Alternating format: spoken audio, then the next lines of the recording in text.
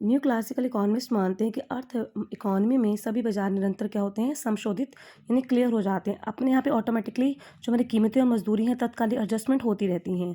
वो ये कहता है कि शॉर्ट टर्म में, लॉन्ग टर्म में, दोनों में ही क्या रहता है, संतुलन की स्थिति रहती है, यानी कि बैलेंस रहता है, सभी बाजार अपने आप क्लियर होते हैं। ठीक है, एडजस्टमेंट कर लेते हैं मार्केट के अंदर। ठीक है, बट जो हमारे न्यू क्लासिकल इकोनॉमिस्ट थे वो हमारे केंद्रवाद और मुद्रावाद से बिल्कुल अलग थे। केंद्रवाद ये मानता था कि बाजार के अंदर जो कीमतें होती हैं वो क्या होती है, धीमी होती हैं। जो हमारे प्राइसेस हैं वो स्लो होते हैं। स्लो की वजह से एडजस्टमेंट करने के कारण वो संशोधित नहीं हो सकती। ठीक है, वो ये कहते हैं कि प्राइसेस हमारे जो स्लो होते हैं उसको एडजस्टमेंट करने के कारण वो क्लियर नहीं हो सकती। तो ये हमारी जो इकॉनमी है वो अनबैलेंस की स्थिति में रहती है। ठीक है, बट जो हमारे वो थे मुद्रावादी थे, मुद्रावादी ये मानते थे कि शॉर्ट टर्म में तो हमारी शॉर्ट टर्म के अंदर हमारी अनबैलेंस हो सकती है। शॉर्ट टर्म में अस्थायी रूप से असंतुलन की स्थिति हो सकती है, बट लॉन्ग टर्म में ये क्या रहता है, संतुलन ही प्राप्त कर लेता है। क्योंकि उसने भी माना है मुद्रावादी ने कि कीमतें और मजदूरी हमारी क्या होती है, फ्लेक्सिबल होती हैं। बट वो ये मानता है कि शॉर्ट टर्म में तो ये असंतुलन की स्थिति हो सकती है, बट लॉन्ग टर्म में ये क्या रहता है, संतुलन प्राप्त कर लेता है। बट आपको पता है, अभी पढ़ा हमने कि न्यू क्लासिकल इकोनॉमिक्स तो दोनों टर्म में ही, लॉन्ग टर्म शॉर्ट टर्म दोनों में ही क्या मानता है, वो संतुलन की स्थिति मानता है, असंतुलन को तो नहीं कहता है। वो कहता है क्योंकि मार्केट में अपने आप एडजस्टमेंट कर लेती है।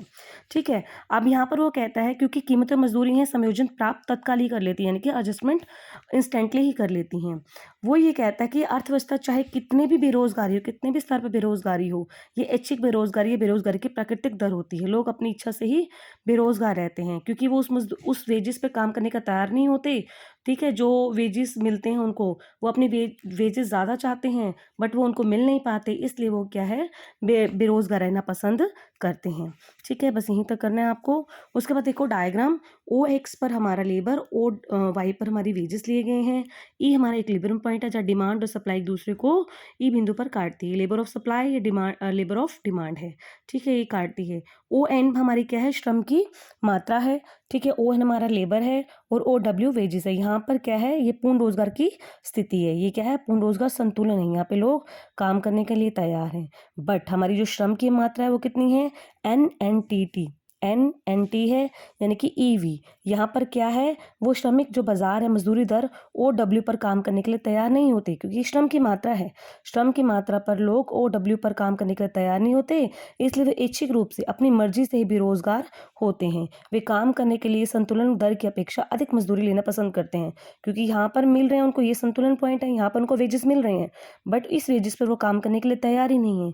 वो ज़्यादा वेजेस मांग रहे हैं, वो ज़्यादा वेजेस उनको मिल नहीं रहे, इसलिए वो अपनी मर्जी से ही क्या है, बेरोजगार रहना पसंद करते हैं। अपनी इच्छा से, ऐच्छिक रूप से बेरोजगार रहना पसंद करते हैं। ये हमारा क्या था, मार्केट कंटिन्यूसली क्लियर। ठीक है, नेक्स्ट है हमारा रैशनल एक्सपेक्टेशंस।